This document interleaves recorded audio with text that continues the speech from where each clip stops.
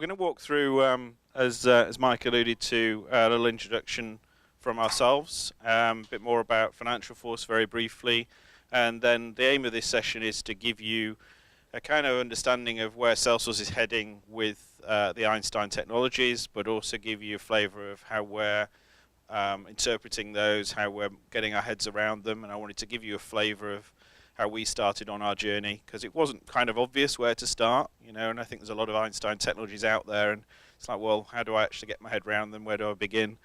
So we'll share a bit of information about how we're approaching that internally within Financial Force. But, let Michael do a quick intro.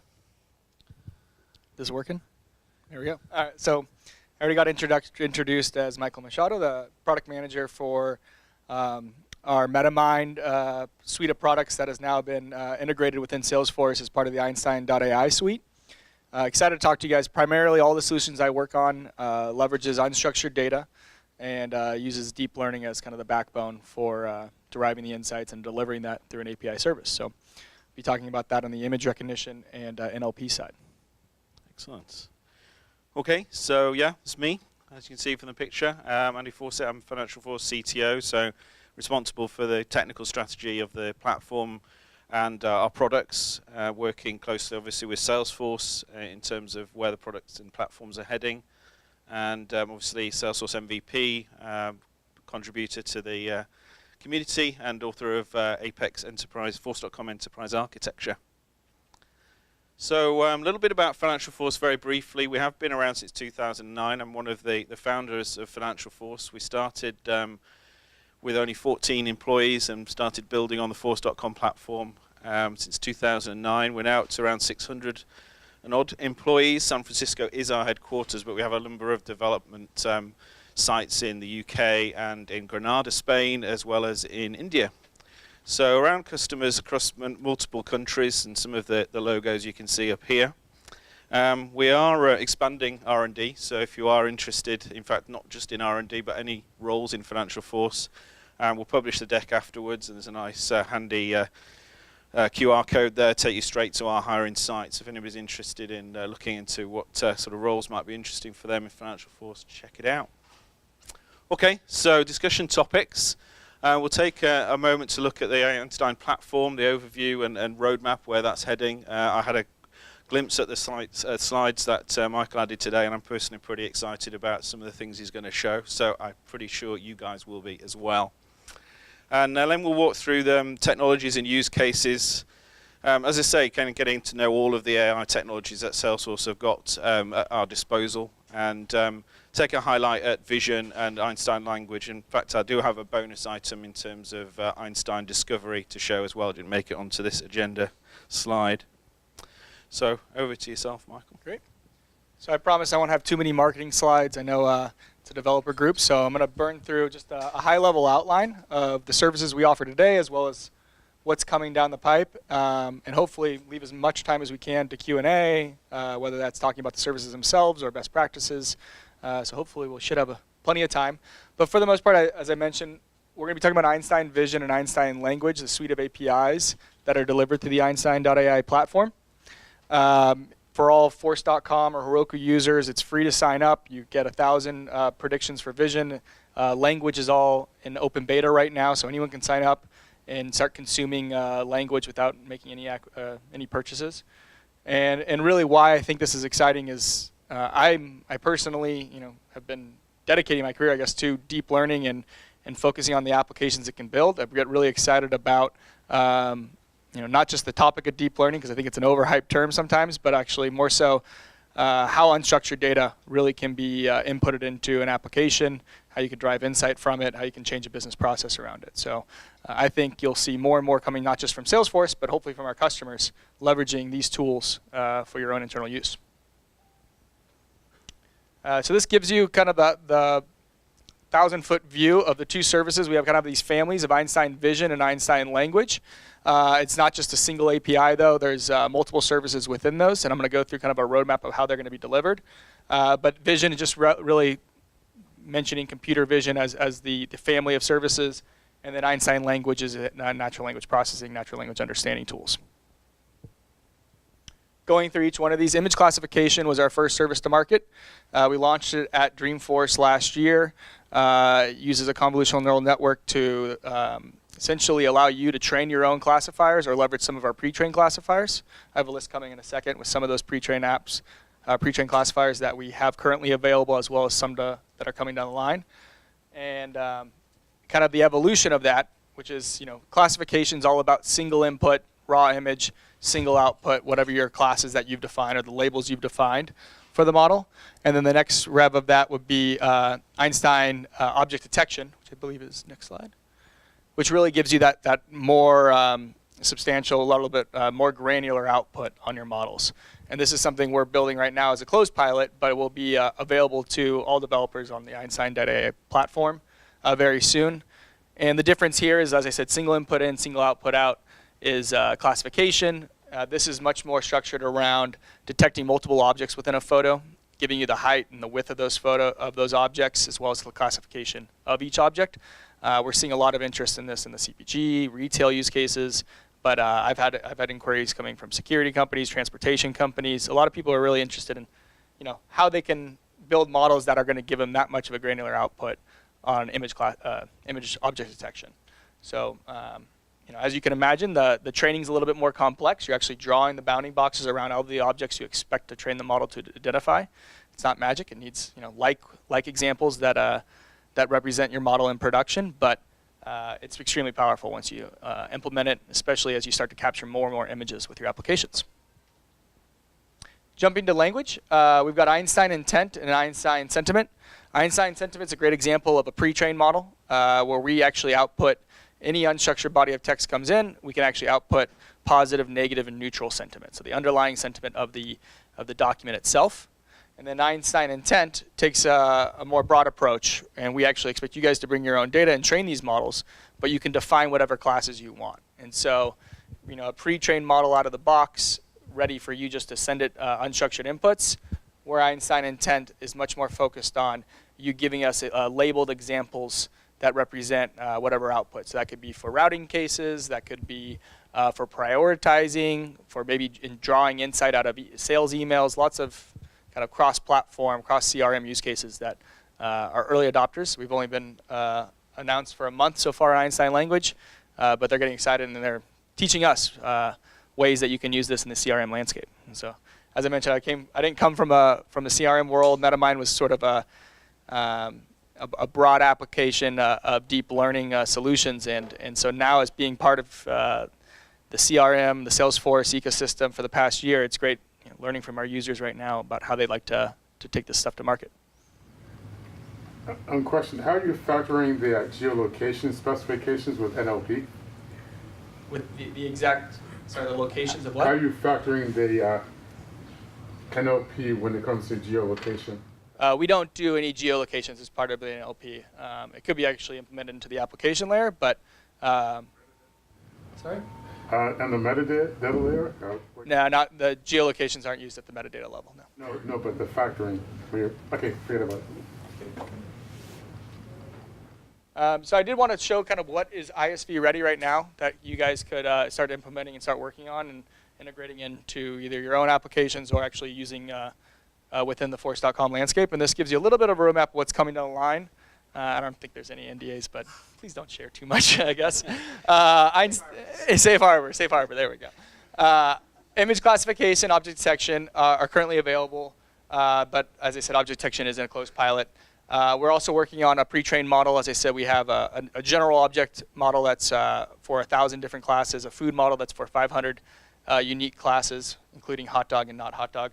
And and now we're working on a facial emotion. Could be very interesting if your company does like product surveys and actually videos those. You could actually see kind of unbiased approach to what their emotional reaction is to seeing your product or your service. And then OCR, being able to abstract numbers, letters from an image. That's coming down the platform in kind of the next 6 months. We're not perfectly on the release timeframes of the rest of Salesforce, so which is a good thing. I think we get more to market quicker. And then Einstein language, obviously sentiment and intent classification I just mentioned. But shortly after that, we're going to go GA with object detection, so that will be widely available. And We have some new interesting Einstein language models that we're going to go to market with. Question and answering is an extraction method. So you send us a document and a question, and we extract the answer out of the document. It's something we're pretty excited to. We've mentioned it a little bit in the research realm, but we're starting to work on bringing that to our production APIs. Entity extraction itself, named entities, kind of commonly nouns or phrases that you want us to extract. We're going to have a pre-trained model, but also allow that to be customizable if there's certain business use cases that our entities actually aren't pulling out for you. And then longer term, down the line, summarization is not a pure extraction model, but we're actually able to extract phrases and sentences from a larger document and then also provide connectors to make those sentences a little bit more comprehensible. And that could be used on news articles, for instance, or maybe even KB articles or emails. So exciting stuff, hopefully coming in the next year as part of the Einstein.ai platform. Fantastic. Yeah, really good. Very exciting roadmap. Thanks for sharing that. Thank you. Okay, so let's talk a little bit about how we're exploring AI with Financial Force. So kind of when I first started looking at all the Einstein technologies, even before I saw that slide, there's a lot. There's a lot of APIs. There's a lot of stuff going on inside CRM feature and functions. There's a lot of tools, Einstein Discovery, and those are things appearing. So everything every day gets prefixed with the word Einstein. So how do you kind of get your head around it? And how do you, more importantly, get more people's heads around it that's not just in R&D? Because there could be use cases in your own business. Like us, we produce software. We're an ISV, but we have definitely use cases that we want to consume AI within Financial Force. And that's actually a really good way of getting your heads around it before you even start to think about some of your product scenarios, or at least at the same time. So really think about combining the minds of both your internal teams, not just R&D, but also your customers as well. And think about people that are really excited about AI in your organization. It could be somebody in sales, in customer success, in support, that really wants to get behind it and figure it out and kind of be the leader for their particular department.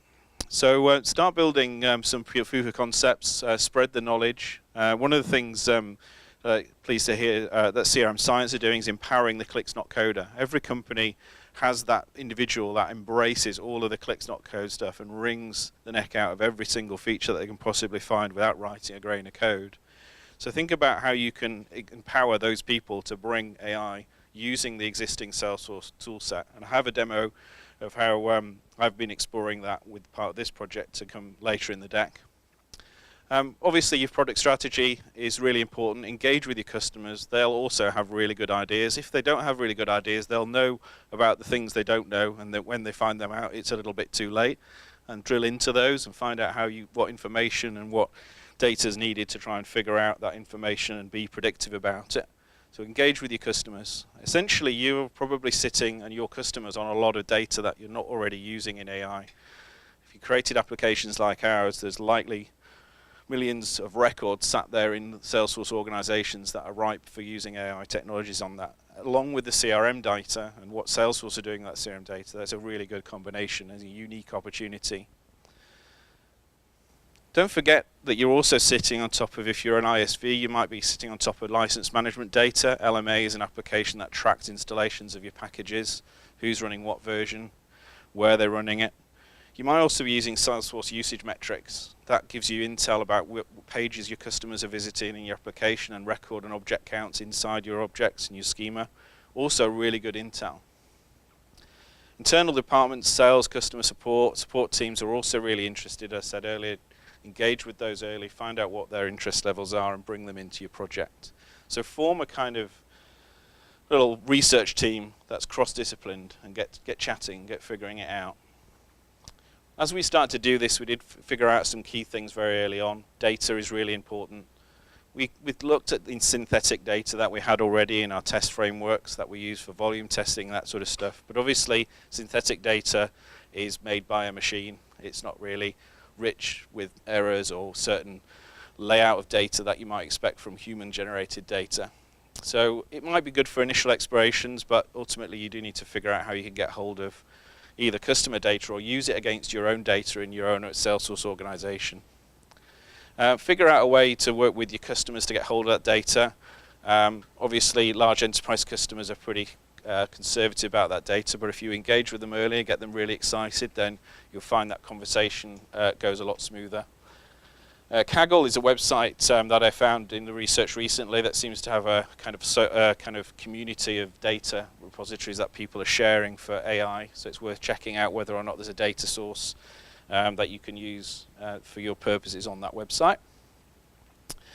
So yeah, there are many emerging features. Find out what does what. Keep track of them. Use Trailhead. Salesforce are really aggressive at putting stuff out on Trailhead for AI. There's brand new articles appearing all the time for Einstein Discovery, for example, and some of them are even getting revved on a weekly basis. So you might actually do one and you want to check again whether it's got some new features in it. Keep in mind that something that might not apparently appear like a feature that you want to put in your product, it might be something you need to educate and evangelize in your consultants or in your support teams to say, hey, do you think about this feature? Have you used that feature? So it might not be something you productize, but it might be something that you need to evangelize. Don't expect that your customers will just figure all this out. If you're having difficulty figuring it out, your customers are probably several sort of months down the road, so help them figure it all out. Obviously, Salesforce is doing a great job at making kind of AI accessible for us. They're hiding a lot of the complexity, building some great APIs, putting some great front ends to it, but it does require ultimately that you do understand some of the detail behind it. So don't shy away from that. Take the time to understand more about AI than essentially you might need to when using the Salesforce technologies, because it gives you a good standing and appreciation of what's going on in the background. So if you don't know what a model is, if you don't know what classification is or training, go away and figure that out. We could take some Q&A, perhaps, if there's people in the audience who are already wondering what those terms were from earlier. And yes, aim to learn more about AI than Einstein is actually shedding light on. In terms of learning, Salesforce has a number of products, and this is a great, I've got the link at the bottom there, it's a kind of cheat sheet, really, really useful list of Einstein technologies. And do check on that quite regularly because they're constantly extending that. I won't go into the detail of it, but do check that afterwards. It's a really good resource and does have some costings on there for those of you wondering what some of this technology might be costing customers and yourselves. But let's focus on kind of what Einstein gives to us as either a customer or a developer or a partner. What can we get our hands on beyond what's kind of been account and insight or an opportunity insight? These are things that we're kind of familiar with now. They've been around for a while, but what if I needed to do something with our own objects, your own code? So Einstein Analytics is kind of formerly the Wave product, and everybody, how many people are familiar with Wave or have even used a little bit of it? Okay, so the Wave technology is Salesforce's big data reporting technology and has recently been renamed to Einstein Analytics because it does provide some technology and access to Einstein. But as admittedly, I imagine it's part of the marketing campaign to prefix everything with Einstein. But that's the renaming exercise that's gone underway. From a Financial Force perspective, we are actually building apps with it. When you go into Wave or Einstein Analytics, you can actually build templates that you can ship to your customers, and you can template them to save them from figuring out the object model in your application or understanding how the data might be interpreted, which can be quite intimidating when you first get your hands on the technology. So look up Wave apps, figure out whether it's something that you want to ship to your customers or whether you want to package those up as a starting point. It's a really good technology, and we'll be using some of that in Financial Force applications for sure. And as I said earlier, use Financial Force, use that as Einstein Analytics over some of the data you've got already. So we're, for example, using Einstein Analytics over the LMA data and the Salesforce usage metrics data, so we can use it to drive kind of insights around product usage, where we want to go, what some customers are and aren't using, for example. Discovery is a new technology from Salesforce. It is available. I think somebody's gone in and just corrected my slide there. It is in pilot. That's good. Thank you, Michael. So it delivers insights over existing data regardless of where it lives. I'll give you a very brief demo of that. But essentially, if you have data in Salesforce, Postgres, MySQL, even just CSV files, you can load it all into Einstein Discovery. And you can teach it about that schema, and it'll go off and look for patterns and insights to that data. It's a really powerful tool and some great trailheads on it as well, really easy to use. In terms of some of the use cases that might present themselves for our products, we can think of extending the account insights. Salesforce has account insights already, But if you think about the insight you can garner by looking at the invoices that are attached to a particular account, then you can start doing some predictive insights in terms of when that customer is going to pay, whether they'll continue paying, if there's any issues with their particular payment cycle. In terms of our project management, PSA applications, Chris Peterson's in a room somewhere, our previous architect on that product. There's many use cases in terms of when you're planning projects that might allow to give you some insights of the health of the project. Just looking at the raw figures and whether it's on time and it's on target may not always be enough of an insight. There could be other factors that isn't visible in the data, or historic data is showing that that project's heading in a negative situation. You might want to use AI to help staff your projects. So a good example of that might be if you're staffing a project that maybe is in different locations and you've got certain skill requirements. There might be different pros and cons and different scenarios where it might be cheaper to maybe staff it with people that are local but maybe not as highly skilled, or you might want to staff it with people that are more highly skilled but you're going to have to pay for travel costs and understand the time and lag involved in that. So AI can help us understand some of the approaches that you might want to adopt for project staffing. Also project profitability. Is it actually going to be a profitable project in the end or not? What factors might contribute to that being the case? And many of our PSA customers are very excited about these types of AI use cases. From the platform API perspective for vision, we've envisaged things like expense entry.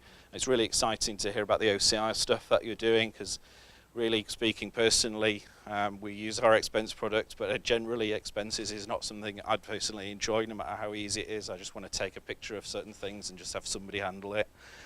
So really interested to see how AI can smooth that process of expense entry. Advanced ordering is something that I created a few months ago around the Vision API. It allows you to see an object and it'll go and actually look in the Salesforce system for other products that relate to that object and then generate an order for it. Support and community is kind of one of the obvious use cases for the Sentiment API. We're looking at trying to expose that into our support organization, also into our community organization, so our customer service managers get some upfront insights and reporting on the sentiment of the cases as well as what's going on in the community. So let me just quickly drop into a Salesforce org. I'll give you a very quick demo of the Sentiment API. And what I've done for this, let's hope we're still logged in. Yep, is I've written a process builder action. So this is an Apex class that calls the Salesforce Einstein Sentiment API. And this is what I was talking about earlier. I've made it really easy for a clicks not coder to get used to this. So they figured out that case comment holds sentiment that they want to analyze. So they've gone in here and they've used the case comment object. They've decided that they want to operate on that when the record's created or updated. And there's certain criteria they want to apply. Ultimately, we want to classify that sentiment on the case comment and update the case with the details. So in order to do this, I wrote some Apex code which was deployed into this org, and I have shared it. It's pretty rough and ready, but you're welcome to take a look at that after the session. I also built something in Flow as well. It's the same invocable method, the same action, but used in a UI context. So it's not kind of a background thing where you're entering comments and it's calculating the sentiment. It's kind of an upfront kind of wizard-based thing. Maybe you're creating a particular interview process or a survey using Flow, and you want to capture the sentiment of the comments on the flow. So let's take a quick look at that. I actually have entered a comment before, so we can see that it classified that comment, this is a good experience, as predominantly a positive experience, 0.69 there compared to the other values. If we go ahead and edit that value, a very basic example because I'm kind of typing one-handed here. This was a bad experience, and we hit save. Now, because it's an asynchronous process, I'll do a very quick refresh of the page, and then we'll hopefully see that update. Okay, so that's switched around. It's no longer positive anymore, the negative context. So that's an example of how Einstein Sentiment gives you the data. It's basically giving you three figures, whether it's neutral, positive or negative, and it's ranking those. To switch over to the example in Flow very quickly, let's go into Lightning Experience. Those of you familiar with using cases in Lightning Experience will realize why I did this demo in Classic. Is that the likelihood, or how can you use those probability thresholds essentially? Yeah, it's going to spread out across all three, and it's not going to be negativeness or anything like that. It's just, it's got to provide a probability across those three classes. But these models also are always getting better. So we did just launch a month ago. We're hoping that by the time we go GA, we'll have multiple iterations on these models and hopefully improve those scores over time to be closer to 100%. Never 100 though. They are, what do you mean by relative versus absolute? So more people comment on negative responses, do they sort of factor in that and then give you a more? No, so it's absolute to this exact problem. It's not relative to historicals or anything like that. There is a feedback API which you could arguably build into this. If you disagree with this result, there's a way of feeding back into the model and regenerating the model to make it more accurate. But yeah, very briefly, there's the flow demo. I just typed some text in there and hit next, and that presented the results. It's not particularly that detailed a demo, but gives you a sense of kind of the way you can expose some of these APIs. So let's get back into the deck. So yeah, just for the purposes of reviewing the slides afterwards, there's an explanation of what went on there. We had a case comment and we had some sentiments scored. There's a screenshot of the process builder and the flow configuration for that, both of which use the same anonymous invocable method. So I'm not going to show this this presentation. If you've been following my blog and things, you'll see that this small video demonstrates kind of capturing a picture. In this case, it's a family dog, and the default model actually in Vision tells the difference between different breeds, which I was really impressed with and sharing with Michael. It's a really well put together model, and that generated an order of products related to that breed of dog as a result of seeing that. And just for an extra bit of spice, I threw in some Amazon Echo there, so it was a voice controlled demo. So I'll leave you guys to check that out later. Essentially, the architecture of that demo was using Amazon Echo to invoke a flow, which again was using a evocable method to call the API. The file upload was just done through Salesforce Mobile 1.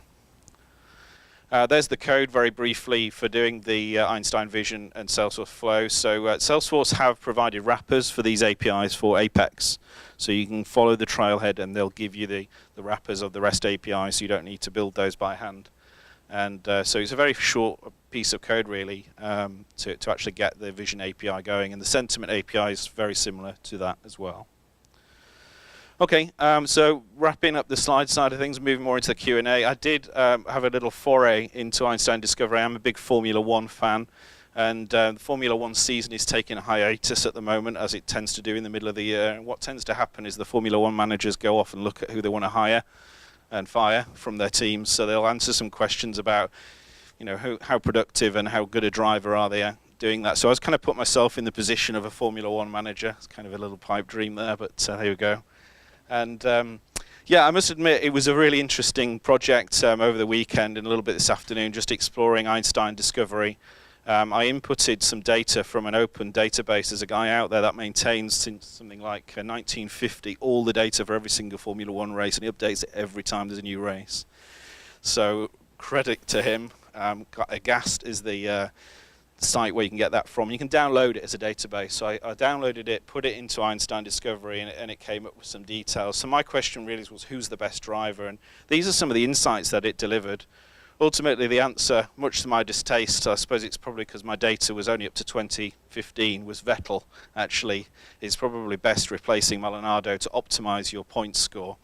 So interestingly, that's the choice. My distaste was, by the way, present because I'm a Hamilton fan, not because of any other reason.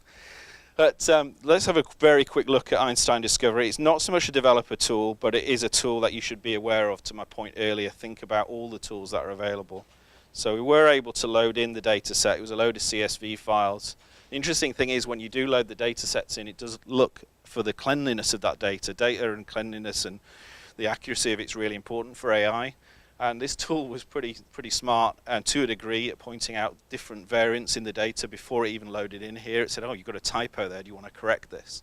So prior to this, it scrubbed the data a little bit.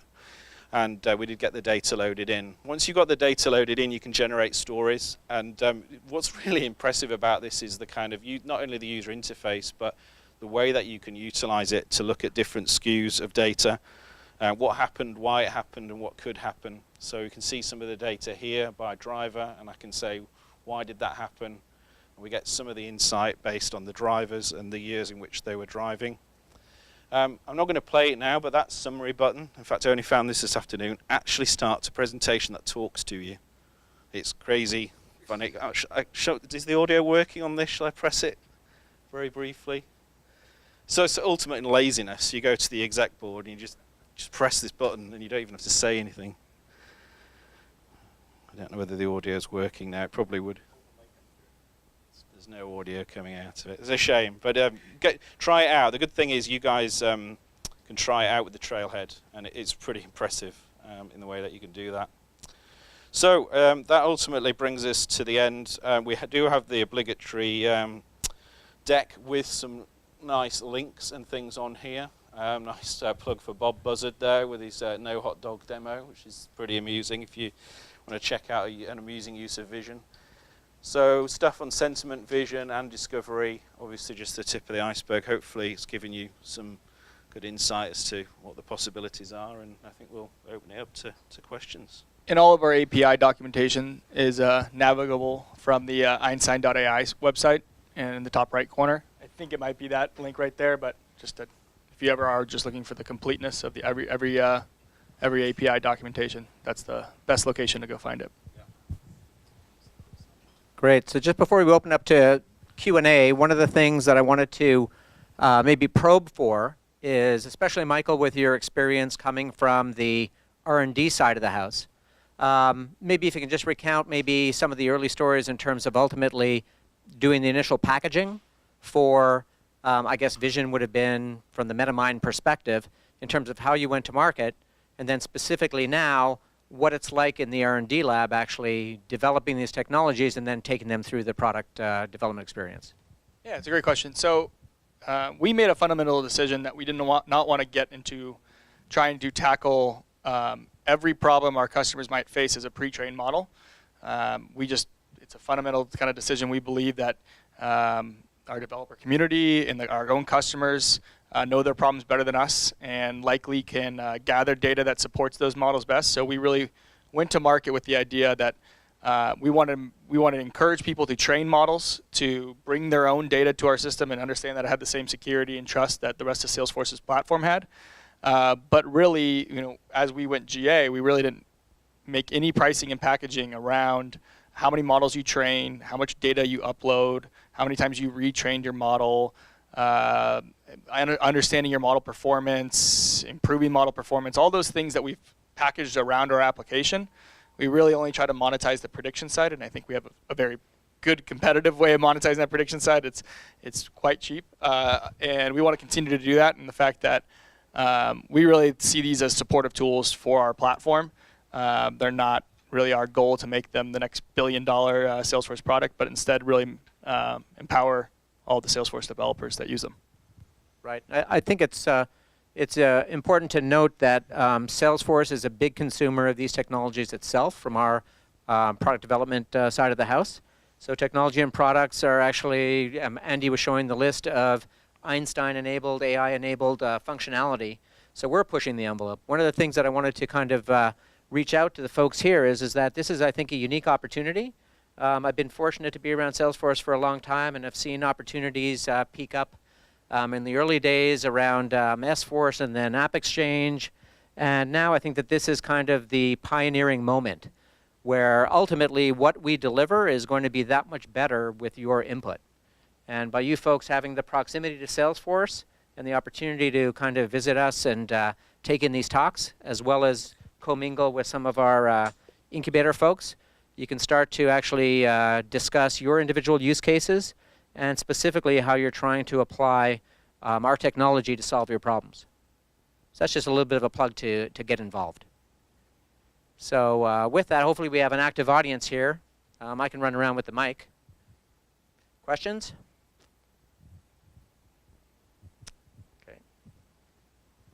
Pass around the mic just because we're recording. Yep. This is about Einstein Discovery. Kind of from the product perspective, it's great to see it kind of baked in as a part of reporting. But is there a plan to have that sort of those prediction scores or decision trees, that kind of thing, baked into the standard interface? So, you know, in the case Financial Force, you have all this data on a customer and their invoices. You want to know what's the likelihood of an invoice getting paid on time. So, you know, it's they came as an acquisition as well from the BeyondCore acquisition, is kind of where Einstein Discovery came about. And so I think you'll see more and more integrations coming through. It's still early on. I think you're balancing the act of integrating plus continuing to develop and make the technology better over time. Regretfully, I don't work on the Einstein Discovery team on a daily basis. I don't have all the intricacies of their roadmap, but it's definitely something. If we post it, I'm sure we could get someone from the success communities to answer. Great.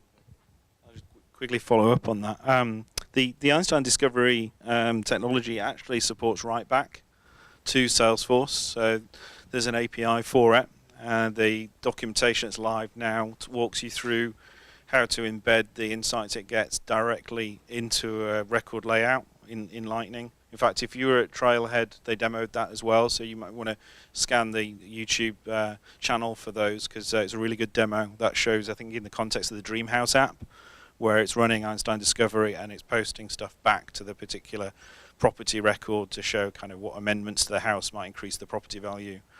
So yeah, that's definitely doable, that round trip, and you can create your own Lightning component with the kind of sentiment, with the kind of predictive scores and stuff in there, and that's definitely on our target to integrate that into the user experience.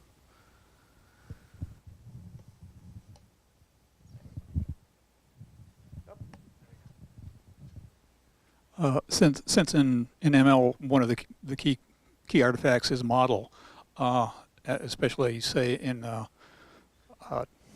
supervised learning, there are the questions about the sampling technique for the exemplars that were taken, relationship with the domain, subdomain.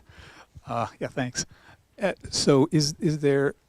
So there's a lot of variety even in the constant domain, in quality of the model.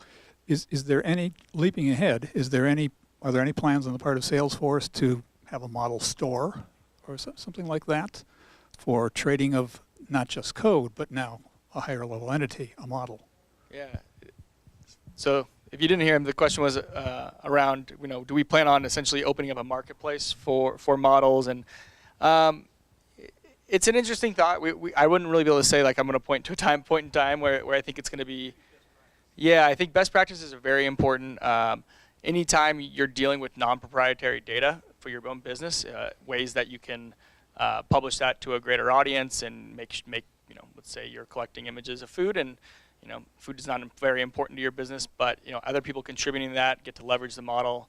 I think it's very powerful, and I think it's you know, we have to play with ensuring that we maintain customer security, but also, you know, being able to share and collaborate on models would be a pretty powerful implementation. Something that we're thinking about, but don't really have any direct timeline towards. So well, I was just mentioning to Mike. So with Prediction.io, it's an open source Apache project, and they actually have like galleries and templates for models. So you can actually take like I think there's maybe like 100 models. So you can actually take those and like take them and customize them, and then deploy them with the Prediction.io already. I can't remember. I don't believe you can package up the data with that though. It's not part of the data, but the model. Yeah. The model yeah. Itself,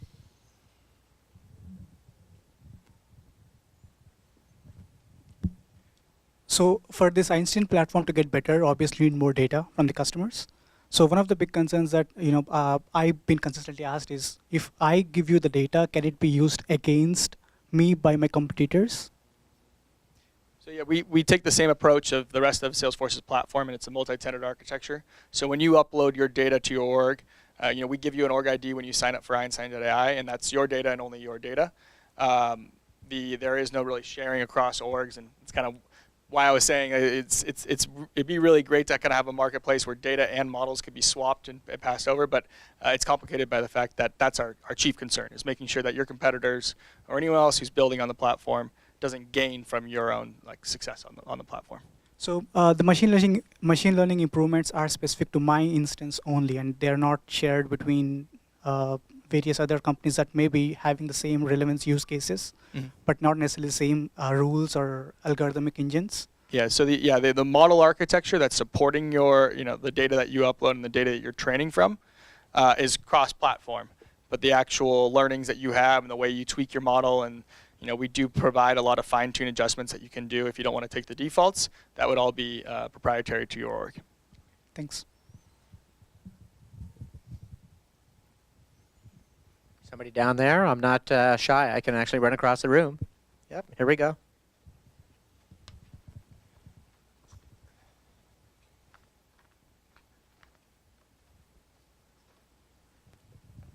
Thank you. I'm just curious about the Einstein Vision piece with the OCR. There's a lot of solutions out there already. A lot of them aren't accessible through an API, so I was just curious of the direction there with the OCR piece. Yeah, so we are focused on OCR and the concept of extracting images or text and numbers from the image itself, and not at the document level, which is some of the solutions that you'll see out there. We're much more focused on still in the computer vision space, not in the essentially on taking a page, a PDF, and just abstracting that. So that's one differentiation we're trying to focus on, and then just improving that. All of our models, we try to focus really on CRM use cases that we think customers are asking about, and so having that ability to finite number of letters or numbers and being able to extract it from the images, really where at least the near-term focus is going to be.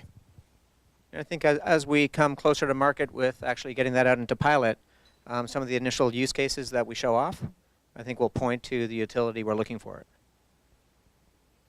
The questions back here? Thank you. Good talk, guys. Thank you. Mike, a question for you. In your slides, you had ISV ready on some of the APIs. I'm just curious how the pricing will work. Is it for an ISV, if you build an application, will the customers get charged? Will the ISV get charged? Is there any thought around that? Yeah, so the ISV would essentially be our end customer and would be able to package the solution up and deploy it to their end customers in any which way they want. So you would be able to stack. I think as a baseline SKU is 1 million predictions per month, and you can stack those as high as you need. And then obviously there's a discounting tier as you stack more and more of those. That's the simplest structure we've come up with to make sure that you're able to essentially serve your customers and allow them to be the consumers of your application, but just have a single customer as part of the ISV.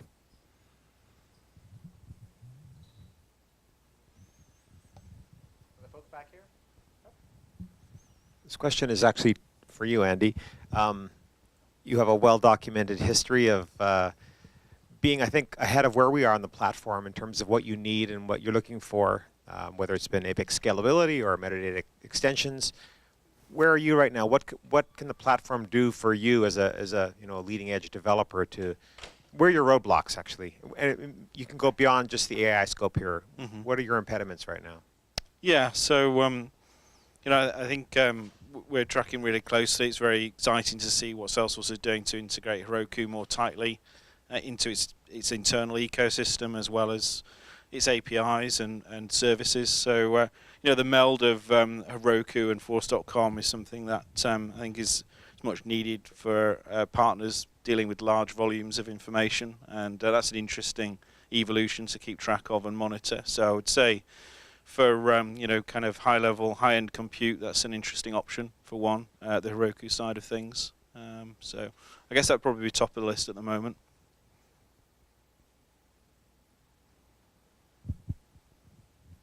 Next question.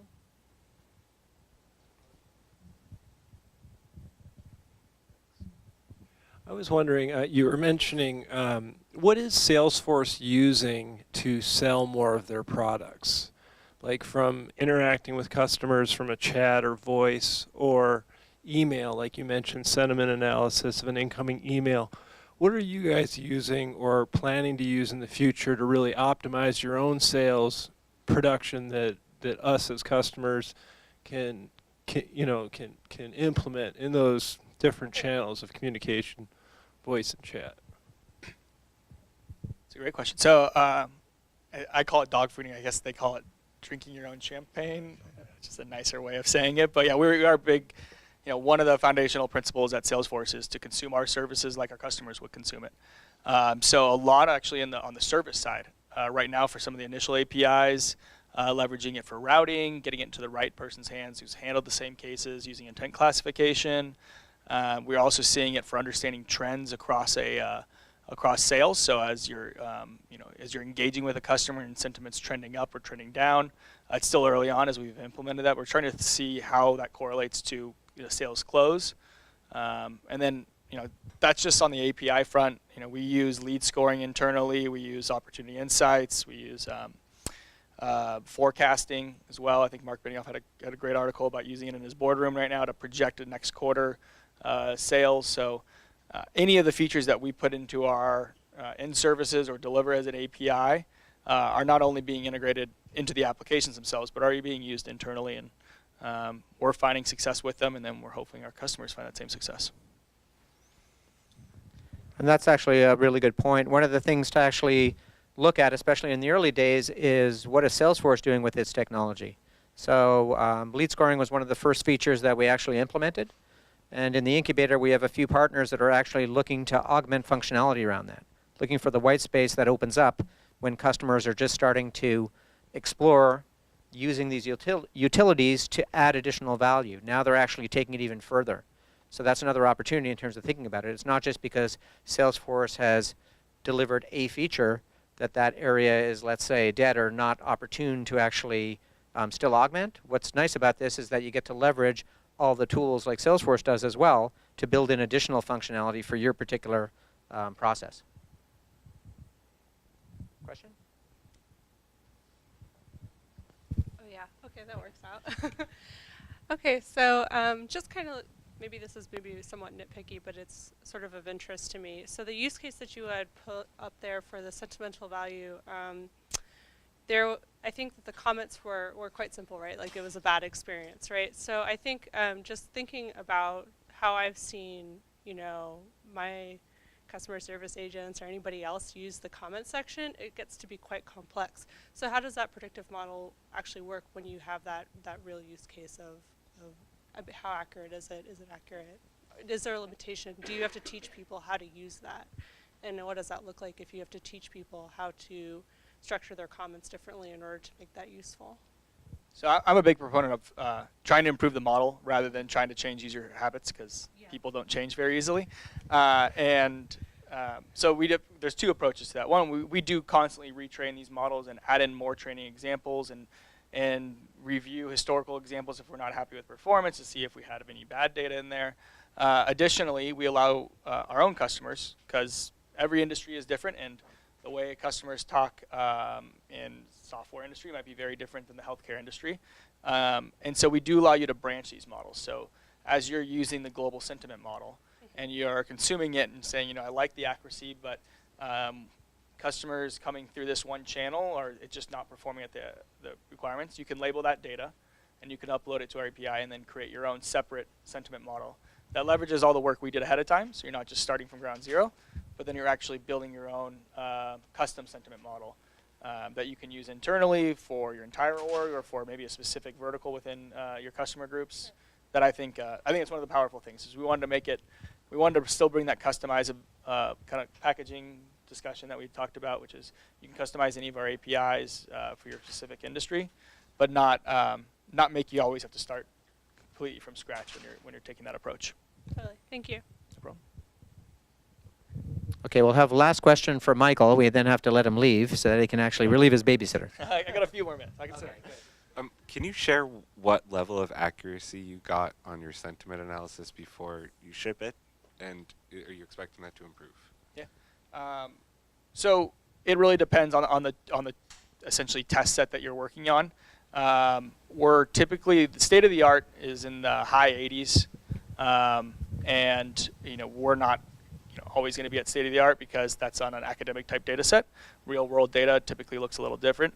We do try to get at minimum with most of our models into the 80 percentiles, but it is a case by case. Sometimes we'll try to implement a intent classification model that might be available to the public, that won't be at that threshold. But we do try to improve it over time. So sometimes the easiest way to find out is to get a model out there, let it be an open beta where people can use it and tell us their feedback, and then try to meet those, get it as close to state of the art as possible, knowing that we are working in a production-like environment. Oh, Daniel now. All right, so this is probably in your wheelhouse for sure. This is a product management question. So you have all these great researchers, and they have an interest in coming up with new research, contributing back to the AI community. But then, like Salesforce builds, CRM products. So how do you balance, the research team and sort of monetize the research they're doing? How much of that is guided from their own interest in the larger AI community, and how much of it is guided from sort of potential that you see in the marketplace, opportunities in the marketplace? Yeah, it's a tough balance to reach, but to be completely honest, AI researchers are highly valued right now, and taking the approach that we are going to hire them and give them a single direction they have to go is, I think, a bad approach. We try to let them sort of define the work they want to do and define the problems they want to solve. Sometimes, by choosing Salesforce, they're very interested in what we're working on and getting to, to see their work actually touch hundreds of thousands of customers' hands. Others are very interested in pure academic research that has long-term goals that would also benefit Salesforce in the long term as well, and the rest of the academic community. And we let them work on that. So we really don't take a demanding approach on the stuff they work on, but we also are quite excited when our paths overlap and we can start thinking about solutions together. So you'll see that in like some of the things like summarization, question and answering, that are academic tasks that but that our researchers got excited to work on and help produce models that our customers will get to use. Thank you. Yeah. Any other questions? No? Okay, well, I guess that's a wrap with our speakers. Okay, so we will be here afterwards. Michael has to leave, as I just mentioned, but we'll be here afterwards as well. But we can hand it over to Daniel now, and he can actually do wrapping up announcements. All right, round of applause.